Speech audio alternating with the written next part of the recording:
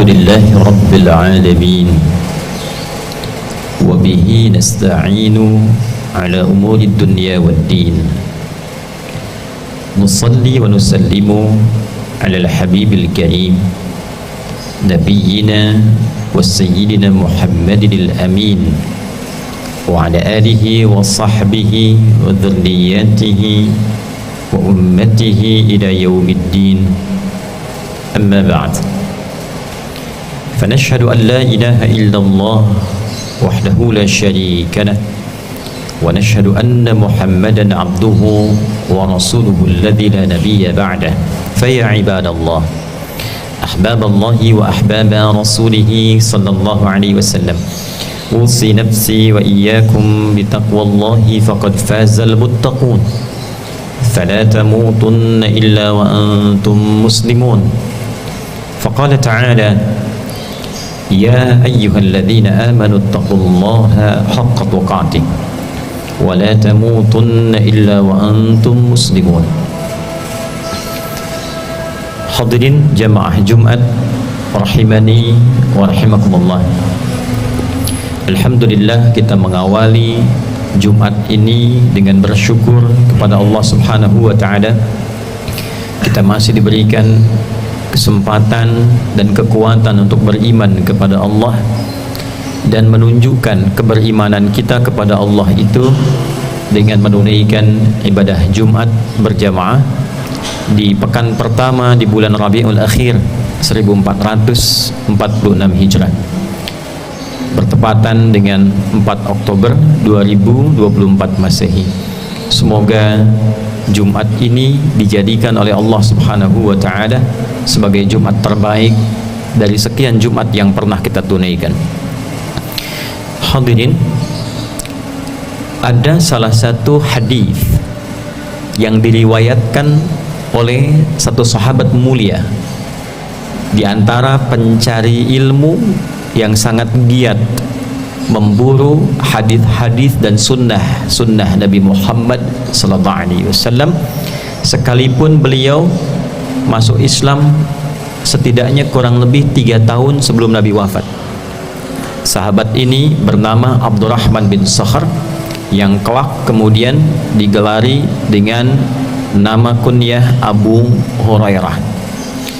Beliau mendapati satu keterangan hadis dari Nabi sallallahu alaihi wasallam, dan hadis ini kelak kita akan nilai sangat relevan, sangat sesuai dengan keadaan yang kita alami saat ini sebagai panduan berkehidupan, sekaligus juga bagaimana kita menyusun kurikulum hidup sehingga terjaga hidup kita, aktivitas kita dalam keadaan baik dan mulia setidaknya sampai kita wafat menghadap kepada Allah Subhanahu wa taala. Hadis yang dimaksudkan haddatsana qala an Abi Hurairah radhiyallahu taala anhu. Hadis tersampaikan pada sahabat mulia Abu Hurairah Abdurrahman bin Sakhar, semoga Allah meridai kepada beliau, anin Nabi sallallahu alaihi wasallam, dari Nabi sallallahu alaihi wasallam, qala, beliau bersabda, yushiku alla taquma as-sa'atu hatta yuqbada al-ilmu wa tadhhara al-fitanu wa yakthura al-kadhibu wa tataqarab al-aswaq wa yataqarab az-zaman. Nabi sallallahu alaihi wasallam pernah mengingatkan kurang lebih 15 abad yang lalu, belum akan terjadi kiamat, yushiku alla taquma as-sa'atu, belum akan terjadi tibanya waktu kiamat itu, hatta yuqbadal ilmu, hingga ilmu itu tercabut lenyap dalam kehidupan. Yang dimaksud ilmu itu sudah tidak didapatkan lagi, sehingga umat kesulitan mendapatkan panduan tafsir, hadis, fiqih, bahkan nanti ke level-level pendalaman akidah sulit didapatkan panduannya, sehingga orang bisa salah menyimpulkan fikih, orang bisa keliru menafsirkan, orang bisa keliru memahami hadis, orang bisa kebingungan memahami akidah. Tafsir dari kalimat pertama ini adalah riwayat yang sampai kepada kita dan sahih riwayat hadisnya. Ketika Nabi SAW menyampaikan, innallaha la yaqbidul ilma intiza'an yantazi'uhu minal ibad. Yang dimaksud ilmu itu dicabut, Allah tidak mencabut ilmu itu secara langsung ilmunya dari pakar-pakarnya di kalangan hamba-hamba Allah. Jadi yang dimaksud bukan tafsirnya dicabut, bukan hadisnya dicabut, bukan fiqhnya dicabut, walakin yantazi'uhu biqabdil ulama hatta idza lam yabqa. Satu riwayat lain lam yubqi hatta idza lam yabqa alimun hatta idza lam yubqi alima ittakhadhan nasu ru'usan juhala fasu'ilu fa'aftau fadallu wa adallu. Ternyata caranya dengan mewafatkan sesuai ajalnya para pakar-pakar ilmu itu. Kiasnya mulai sedikit, analoginya kiasnya mulai sedikit. Jadi yang pakar itu mulai hilang satu, yang tersisa tinggal sedikit. Sedangkan tempatnya masih luas. Di Indonesia itu 38 provinsi untuk Indonesia saja. Pakar tafsir sudah mulai satu-satu meninggal. Pakar hadis telah berpulang satu-satu. Pakar fikih, usul fikih satu-satu telah meninggal.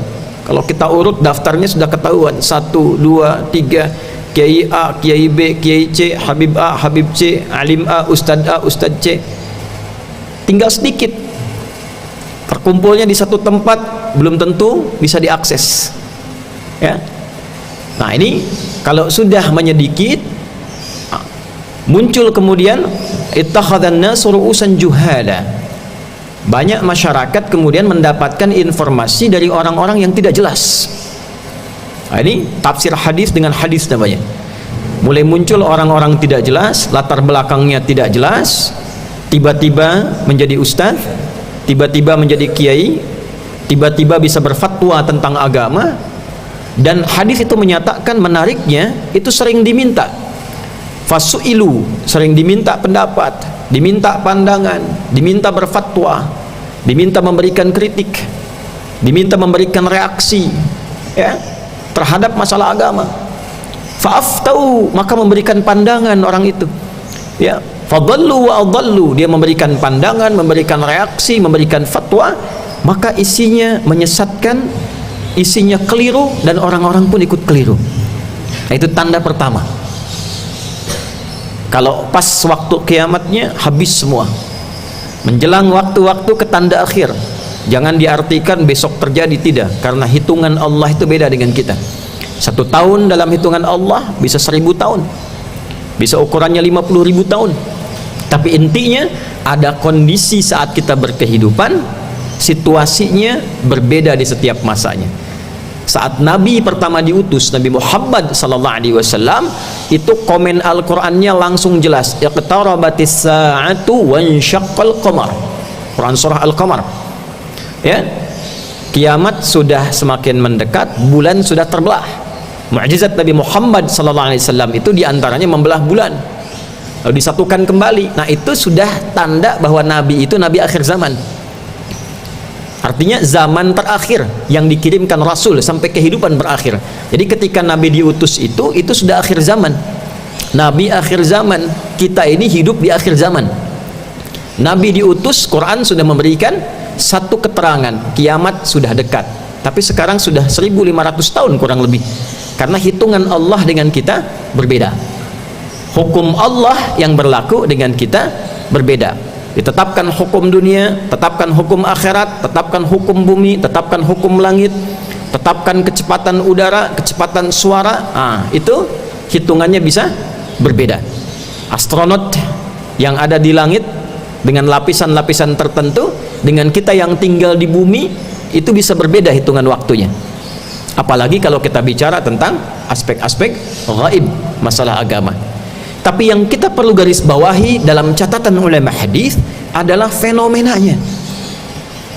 Jadi bukan mencari waktunya kapan kiamat terjadi kapan, bukan itu. Yang kita perhatikan, kita hidup di era apa? Tantangan zaman Nabi sallallahu alaihi wasallam dengan era sahabat ketika Nabi meninggal itu berbeda. Situasi era sahabat dengan tabi'in berbeda. Situasi era tabi'in dengan masa pertengahan, abad pertengahan itu berbeda. Abad itu dengan kita sekarang itu tidak sama. Tapi nanti ada situasi yang kita alami untuk menyadarkan kepada kita, Anda hidup di situasi ini, Anda berinteraksi di situasi ini, ada begini fenomenanya, begini cara menghadapinya. Nah, akan ada di situasi itu, kata Nabi, saat ulama-ulama sudah mulai sedikit, tampaklah kemudian orang-orang yang tidak jelas latar belakangnya, tiba-tiba punya pengaruh keagamaan di lingkungan masyarakat. Dan tidak punya kepakaran di bidangnya, tapi peminatnya ada. Dan yang menariknya ketika memberikan reaksi, memberikan pendapat, memberikan pandangan, bahkan diminta untuk memunculkan itu, keluar, itu ada segelintir masyarakat yang mengikuti itu semua. Maka keliru dan ikut keliru yang lainnya. Kalau dibahas bukan urusan agama, mungkin kurang mendapat perhatian. Tapi yang dimaksud hadis ini ada korelasinya dengan pembahasan-pembahasan keagamaan. Satu. Yang kedua, watadharal fitanu. Dari sini muncul mulai banyak fitnah. Wa yakthural kadhibu, muncul mulai manipulasi, kebohongan-kebohongan. Mulai banyak perdebatan, mulai banyak polemik, mulai banyak perselisihan, mulai banyak framing, mulai banyak hoax, mulai banyak adu domba. Mulai kok bisa Ustadz A dengan Ustadz B bisa bertengkar, bisa Ustadz C dengan Ustadz D bisa berselisih. Dan itu bagi sebagian kalangan jadi diminati. Kalau kita putar beberapa hari ke belakang, betapa banyak perdebatan marak di lingkungan fasilitas yang kelak akan disebut dalam hadis ini isyaratnya. Dan disampaikan oleh para ulama kesimpulannya. Saya teruskan hadisnya, wa tataqarubal aswaqu wa yataqarubaz zamanu. Ya. Dan terjadi percepatan digital. Terjemah di antara para penafsir hadis ini, terjadi percepatan digital. Ada digitalisasi, ada alat-alat canggih sehingga berdampak kepada inti hadisnya, pasar mudah diakses. Dulu kita berangkat manual pakai ojek, pakai angkutan perkotaan ke pasar, pulang lagi, beli barang, transaksi langsung pulang. Sekarang diklik datang online. Nah, apa hubungan dengan hadis bagian pertama tadi? Nah, semua serba online. Dari offline menjadi online. Kehidupannya tidak hanya offline. Dulu ceramah bisa offline, sekarang online. Dulu kontennya itu offline, sekarang online. Maka kita bisa saksikan di YouTube, di Instagram, di Facebook dan sebagainya, banyak online terjadi. Di antara online itu ada dua yang digarisbawahi oleh para ulama dalam konteks hadis ini. Ada materi bermuatan niaga, ada materi bermuatan agama. Niaga itu dagang, jualan.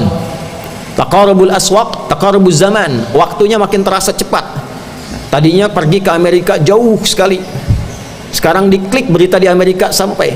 Pesan online tiba di waktu yang sama, kita pesan di waktu yang sama diterima langsung. Tapi tadhharal fitan wa yakthural kadhib, manipulasinya akan banyak.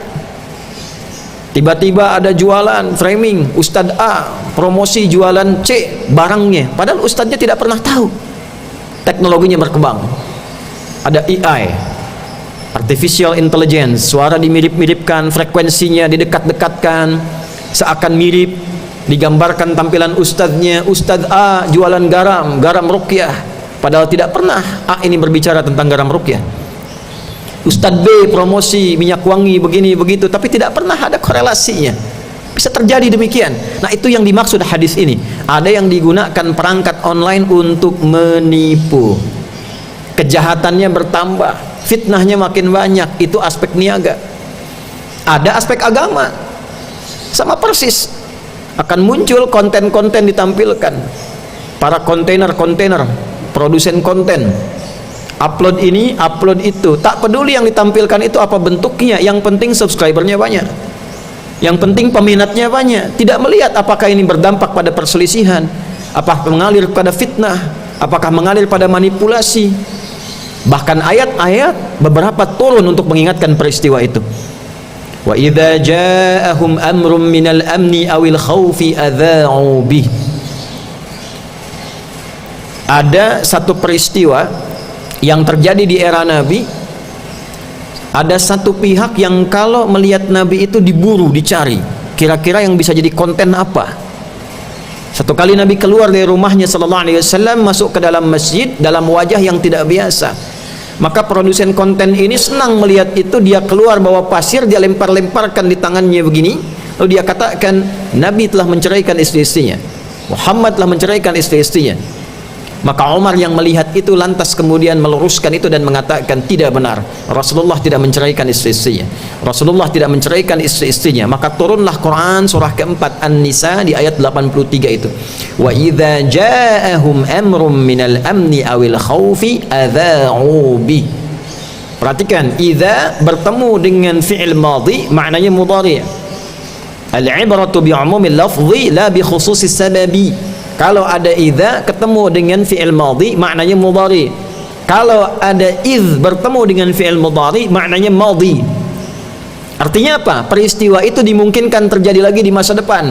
Ada peristiwa di era Nabi, ada orang-orang yang senang bikin konten, apapun itu nggak peduli. Yang penting dia bisa upload di masyarakat, yang penting jadi sensasi, konsumsi publik, ramai, tak peduli orang berselisih atau tidak. Yang penting dia mendapatkan apa yang dia ingin raih dari itu.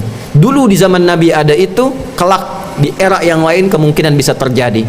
Ada hadis lain mengatakan percepatan digital, konteksnya online, sekarang berpindah dari offline ke online. Dan terjadi. Kasus yang kedua Sayyidah Aisyah radhiyallahu taala anha, ketika beliau kehilangan liontinnya dan ditemani ajudan untuk mencari, kemudian disebarkan lagi jadi konten.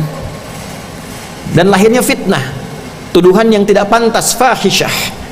Ya, tuduhan yang tidak pantas pada istri Nabi sallallahu alaihi wasallam disebarkan menjadi hoax bertebaran. Dan turunlah Quran surah ke-24 An-Nur ayat 19. Innal ladzina yuhibbuna an tashi'al fahishatu fil ladzina amanu lahum 'adzabun alimun fid dunya wal akhirah. Sungguh orang-orang, ini kalimatnya, yang senang menyebarkan hoax, yang senang menyebarkan fitnah, perselisihan, adu domba, problem sosial di masyarakat, khususnya di kalangan orang-orang beriman. Ini menarik ini, yang bertengkarnya itu sasarannya bukan non-muslim, justru orang beriman sendiri. Disebutkan oleh Al-Quran, ada orang-orang yang gemar bikin provokasi supaya orang beriman itu bertengkar, orang Islamnya yang bertengkar. Jadi bukan orang Islam dengan non-muslim, orang Islamnya senang kalau bertengkar itu senang, ribut itu senang. Islam datang itu meluruskan yang bertengkar supaya damai, yang berselisih supaya bertali asih, yang mencela supaya saling mencinta, yang memukul supaya saling merangkul. Tiba-tiba akan datang satu era digunakan medianya hanya untuk orang itu supaya polemik, bertengkar, ribut, rame, saling mencela, saling mencaci. Berapa dosa yang bisa ditanggung dari situ? Ini problem umum yang disampaikan. Maka apa sikap ini solusinya? Sikap orang beriman mengatasi itu semua karena ancamannya itu nyata. Lahum 'adzabun alimun fid dunya wal akhirah. Kalau tidak bertobat itu dijamin oleh Allah disiapkan siksa yang pedih di dunia dan di akhirat. Siksa itu tidak harus selalu bentuknya hukuman yang menyakitkan pada fisik, tidak. Ada bentuk yang kedua nggak disadari. Misal begini, orang korupsi dan sudah tidak punya rasa dalam korupsinya, semakin menikmati, itu bagian dari siksa istidraj, karena terkumpul keburukan-keburukannya tanpa punya kesadaran untuk memperbaiki. Nah, ada orang demikian membuat fitnah misalnya, baik offline ataupun online, ya, sudah tidak sadar dengan itu, jadi bikin lagi, diingatkan tak bisa. Itu bagian dari istidraj, masuk dalam ayat tadi. Dia tersiksa dengan keadaan mesti membuat konten yang baru, dan tak sadar apa yang masuk dalam dirinya adalah sesuatu yang haram. Terkumpullah yang haram tanpa kesadaran adanya dorongan untuk bertaubat. Itulah hum adzabun alim fid dunya. Kalau tidak taubat, wa fil akhirah. Ada yang berbahaya. Karena itu hati-hati dalam menghadapi kehidupan sosial kita. Riba jadi online sekarang, penipuan jadi online sekarang, hoax jadi online sekarang. Kalau belanja mesti hati-hati, bedakan yang halal dengan yang haram. Ya, kemarin isu banyak terjadi di masyarakat. Ada yang haram kok bisa mendapatkan sertifikasi halal. Ternyata setelah dicek lagi ada kesalahan ketik, ada kesalahan kemudian tampilan yang seharusnya beef tertulis jadi beer. Salah jadi rame. Hal-hal kecil bisa jadi ramai. Hal yang harusnya diperbaiki, memang pengecekan itu mesti ketat supaya tidak berdampak sosial yang tinggi. Tapi poinnya adalah selalu ada orang-orang yang senang dengan kejadian-kejadian yang memungkinkan jadi polemik di masyarakat. Kita mesti hati-hati. Maka solusinya kata Al-Quran, ya ayyuhalladzina amanu, hei semua orang yang masih merasa punya iman. Alladzina itu menunjuk pada semua. Disebutkan 1080 kali dalam Al-Quran. Laki-laki, perempuan, besar, kecil, tua, muda. Ya itu menunjuk pada semua jarak, dekat, menengah, jauh. Nidaul qarib, mutawassit, wal ba'id. Disebutkan setidaknya kurang lebih 360 kali dalam Al-Quran. Ayyuha itu huruf penguat dan pengingat. Ayyunya munada, haknya tanbih. 150 kali disebutkan dalam Al-Quran. Kalau mau diterjemahkan tafsir kurang lebih berbunyi begini: hei semua orang beriman yang dekat, menengah, dan merasa jauh, baik laki-laki, perempuan, apapun status sosialnya, aku ingatkan, aku tekankan, in ja'akum fasiqum binaba'in fatabayyanu. Kalau ada yang meragukan, orang fasik bawa berita, orang meragukan jualan, orang meragukan dagang, orang meragukan bawa konten, fatabayyanu, maka cek itu dua, apakah benar konten yang ditampilkan, apakah membawa maslahat kalau kita ikut ke dalamnya, apakah membawa pahala kalau kita mengikuti bagian darinya, atau jangan-jangan mendatangkan dosa.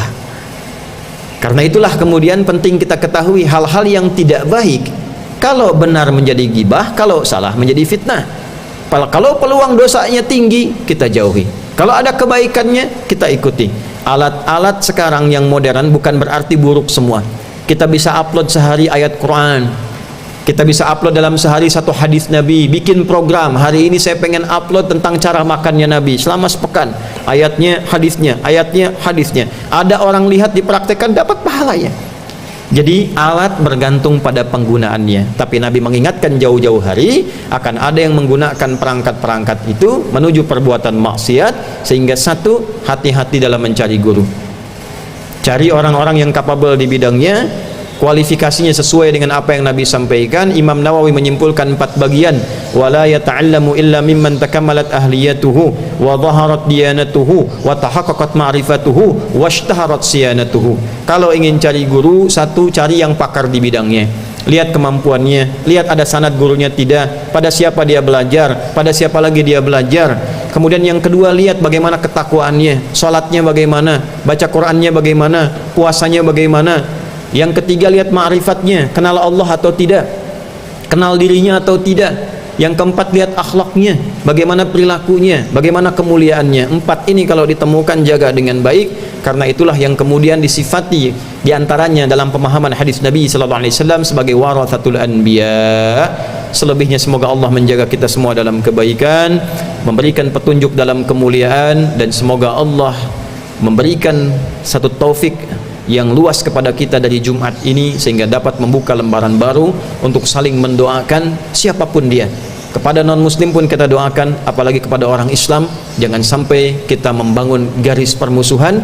Mari kita hidupkan narasi-narasi kebaikan, saling mendoakan, membangun kemuliaan, saling rukun dalam kebaikan, menghargai pendapat yang berbeda sepanjang memiliki dalil-dalil, dan kita kompak bersama membangun bangsa negara yang kita cintai ini sehingga menjadi baldatun thayyibatun wa rabbun ghafur. Barakallahu li wa lakum fil Qur'anil azim wa nafa'ni wa iyyakum bima fihi minal ayati wa dzikril hakim wa taqabbala minni wa minkum tilawatahu innahu huwas samiul alim. Ud'ullaha yastajib lakum jami'an.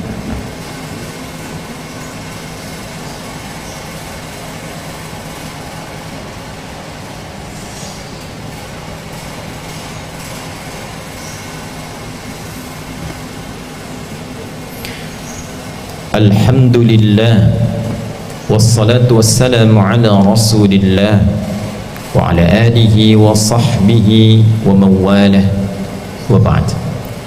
Saya ibadallah, أوصي نفسي وإياكم بتقوى الله فقد فاز المتقون فلا تموتن إلا وأنتم مسلمون واعلموا أن الله ذكرنا فقال في القرآن الكريم إن الله وملائكته يصلون على النبي يا أيها الذين آمنوا صلوا عليه وسلموا تسليما اللهم صل وسلم وبارك على حبيبك الكريم رسولك المصطفى الأمين نبينا وسيدنا محمد الأمين وعلى آله وصحبه وذريته وأمته إلى يوم الدين اللهم نحمدك حمدا كما علمتنا أن نحمدك ونشكرك شكرا كما علمتنا أن نشكرك أنت المقدم وأنت المؤخر بيدك الخير إنك على كل شيء قدير ربنا لا تدع لنا في مقامنا هذا ذنبا إلا غفرته ولا هما إلا فرجته ولا دينا إلا قضيته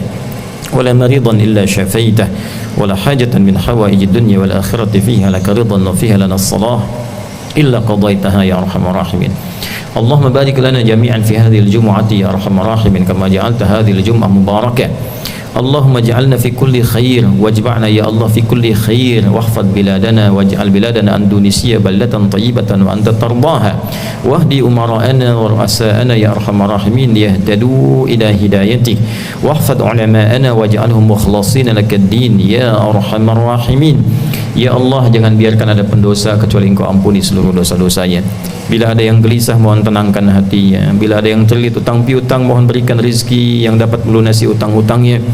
Ya Allah, bila ada yang sakit, mohon sembuhkan. Ya Allah, mohon berikan petunjuk kepada para pemimpin kami agar mendapatkan hidayah, memimpin dengan baik yang meringankan hisab mereka di hari kiamat. Ya Allah, mohon jaga para ulama kami agar ikhlas dalam berdakwah, mencerahkan, menyatukan umat berkemajuan. Ya Allah, ya Arhamar Rahimin, berkahi negeri ini Indonesia, jadikan negeri yang makmur, yang baik, yang Kau ridai, yang terjauh dari maksiat. Allahumma barik hadhil muassasah ya Arhamar Rahimin, madrasati akhyar ma'hadiha ya Rabbal Alamin, tullabiha wa musyrifiha musyrifatiha ya Arhamar Rahimin. Ya Allah, mohon berkahi tempat ini, sekolah ini, pesantren ini dan segala yang terkait dengannya, para siswanya, para gurunya, semua yang terlibat di dalamnya ya Allah. Allahumma akhlishum ya Allah, ikhlaskan mereka. Allahumma hafadhum fi kulli khair, jaga dalam kebaikan. Waj'al kullama nusimhu ya Allah li'ala'i kalimatika ibadakan jariyatan laka ya arhamar rahimin. Mohon ikhlaskan diri kami ya Allah untuk menjadikan semua apa yang telah kami hadirkan sebagai ibadah, sebagai jariyah kami yang menerangi kubur kami saat kembali kepadamu dan meringankan hisab kami di akhirat saat kami dihisab oleh-Mu ya arhamar rahimin. Allahumma ja'alna ahlal Qur'anil Karim waj'alil Qur'ana sahiban lana fid dunya nuran lana fil qubur wa syafi'an lana fil akhirati ya arhamar rahimin. Ya Allah, mohon jadikan kami ahli Al-Qur'an, Al-Qur'an teman kami di dunia, cahaya bagi kami di alam kubur, syafaat bagi kami di akhirat ya arhamar rahimin. Ikfina bihalalika an haramik wa aghnina bi ta'atika an ma'siyatika wa bi fadlika amman siwak. Ya Allah, cukupkan bagi kami segala yang halal darimu ya Allah, jauhkan kami dari yang haram. Anugerahkan kami segala keutamaan ya Allah, jauhkan kami dari segala hal-hal yang buruk. Hadirkan kepada kami kemuliaan yang telah Engkau tetapkan, jauhkan kami dari kehinaan ya Allah ya arhamar rahimin dunya wal akhirah. Rabbana atina fid dunya hasanah fil akhirati hasanah wa qina adzabannar. Ya khairan nasirin unsur ikhwatana fi Palestin wa fi Lubnan fi kulli makanil mubtalin. Ya Allah, berikan pertolongan yang terbaik ya Allah pada para pejuang di Palestina, di semua tempat yang tengah Engkau uji. Jaga mereka dalam kebaikan, sabarkan mereka ya Allah. Berikan kami kekuatan untuk membantu dalam segala hal yang Engkau izinkan dalam kebaikan ya Rahman ya Rahim. Bi fadlika subhana rabbika rabbil izzati amma yasifun. وسلام على المرسلين والحمد لله رب العالمين. عباد الله إن الله يأمر بالعدل والإحسان وإيتاء ذي القربى وينهى عن الفحشاء والمنكر والبغي يعظكم لعلكم تذكرون ولذكر الله أكبر والله يعلم ما تصنعون. أقيموا الصلاة يرحمكم الله.